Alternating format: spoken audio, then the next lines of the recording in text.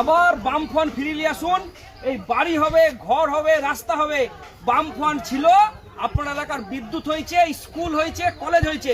আবার বামফ্রন্ট নিয়ে আসুন, মাথার উপর ছাদ হবে। এই 26-এর বিধানসভাতে আবার বামফ্রন্টের এমএলএ নিয়ে আসুন, ঘর হবে, ঘরের দায়িত্ব আমাদের। বামফ্রন্ট ঘর দেবে মাথার উপর।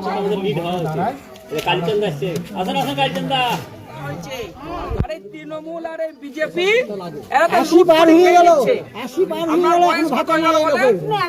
তাহলে ভাতা দিচ্ছে না, আবার বামফ্রন্ট আনতে হবে।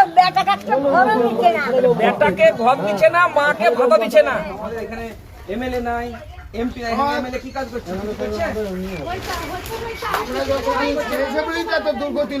যখন বামফ্রন্ট ছিল তখন এই বিদ্যুৎ হয়েছিল। বামফ্রন্ট যখন ছিল আপনাদের গ্রামের স্কুল হয়েছিল, পারুলায় হাই স্কুল হয়েছিল বামফ্রন্টের সময়। এখন আর কি একটা নতুন করে স্কুল হয়েছে, নগরে কলেজ হয়েছে। এই অঙ্গনওয়াড়ি সেন্টার আমাদের আমলে চালু হয়েছিল। এখন তো নতুন কিছু হয়নি।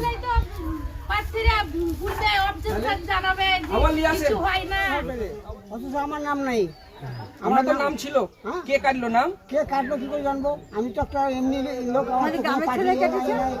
জানতে পারলাম না যে কে কাটলো। তাহলে আপনাদের কাছে অনুরোধ, 26-এর বিধানসভা নির্বাচনে আবার লাল ঝান্ডা ফিরিয়ে আনুন। আপনার ঘর হবে, বেকার ছেলের কাজ হবে, ছাত্রদের শিক্ষার অধিকার হবে। হ্যাঁ, তাহলে ওই দলকে ফিরিয়ে আনতে হবে। মাঠ থেকে ধান আনতে যায়নি, এসে বর্ডার থেকে তুলে দিলে তবেই কৃষি রক্ষা কতজনা মার খেয়ে আছে। আমাদের মাঠে গাছে ধান আনতে দিত না, সিপিএমরা এলো এসে বর্ডার তো তুললো, তারপরে নেবো সত্যি কথা। কাজটা তুলতে ভাতা দেয় না, তা কি বুঝবে? তা 4 বছর হলো, 4 বছর থেকে শুধু মেয়ে বিয়া দিন দিয়েছি, ওরা দেখবে দেখা তো শেষ কালে। এখন আমাদের যে কষ্ট থাকে, কাজটা তুমি দেখবে শেষকালে, আবার কাজটা তুলিকে বাড়াবে। আপনারা ক্ষেত মজুরের মজুরি পাওয়া যাবে না। বৌদি, আমরা পাড়ার ছেলে আছি, দীর্ঘদিন ধরে করে আসছি। আমরা রদ বদল কি হবে? কি হবে? দিতে হবে, আবার বামফ্রন্ট সরকার চাই। জ্যোতি বসু সরকার আবার ফিরিয়ে আসতে হবে। জ্যোতি বসুকে ফিরিয়ে আনতে হবে নাকি? তবেই গরিব গুলো বাঁচবে না। তো